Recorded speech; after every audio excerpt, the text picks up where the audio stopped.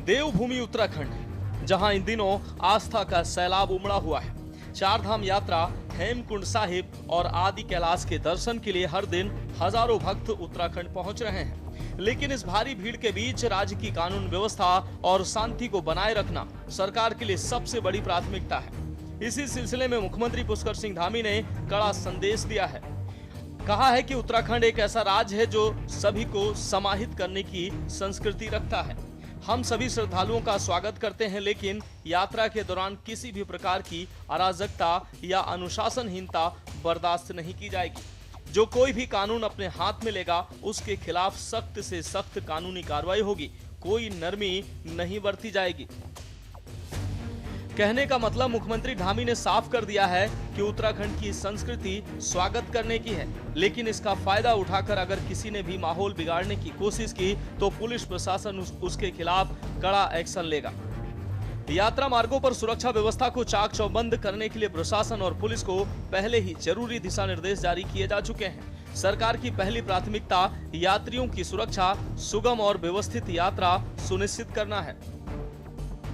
श्री हेमकुंड साहिब जाने वाले श्रद्धालुओं को उनके धार्मिक प्रतीक चिन्ह को लगाने और साथ में रखने पर कोई रोक नहीं लगाई गई है। संगत लंगर भी चल रहे हैं, उन पर भी कोई रोक नहीं लगाई गई है।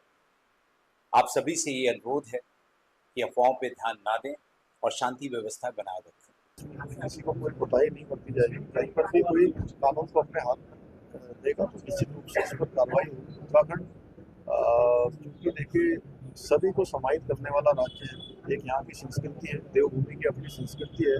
चार धाम यात्रा चल रही है, यहाँ हेमकुंड साहिब यात्रा चल रही है, आदि कैलाश यात्रा चल रही है, अनेक धार्मिक स्थलों की यात्रा चल रही है। हम सभी का स्वागत करते हैं कि सब लोग सबकी यात्रा अच्छी हो, सुरक्षित यात्रा हो। लेकिन कोई कानून अपने हाथ में लेगा तो निश्चित रूप से कानूनी जो प्रक्रिया है उसके अनुरूप कार्रवाई भी होगी। आपको बता दें, यमुनोत्री यात्रा का पहला पड़ाव है।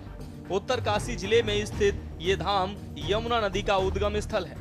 यहाँ देवी यमुना की पूजा होती है।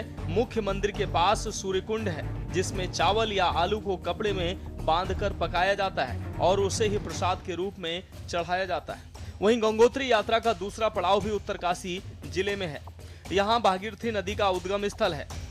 पौराणिक कथाओं के अनुसार राजा भागीरथ की तपस्या के बाद माता गंगा इसी स्थान पर पृथ्वी पर अवतरित हुई थी। जबकि केदारनाथ तीसरा और सबसे दुर्गम पड़ाव रुद्रप्रयाग जिले में स्थित केदारनाथ धाम है।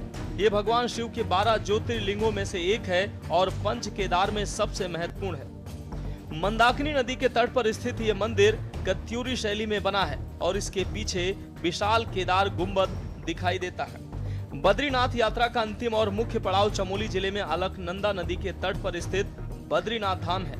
ये भगवान विष्णु को समर्पित है। ये स्थान न केवल उत्तराखंड के चार धाम का हिस्सा है, बल्कि आदि शंकराचार्य द्वारा स्थापित भारत के मुख्य चार धामों में से एक है। मुख्यमंत्री पुष्कर सिंह धामी के इस सख्त रुख से साफ है कि सरकार यात्रा को लेकर किसी भी स्तर पर लापरवाही या हुड़दंग बर्दाश्त करने के मूड में नहीं है।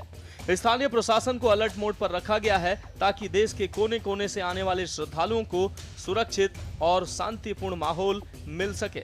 स्पेशल डेस्क, के न्यूज इंडिया।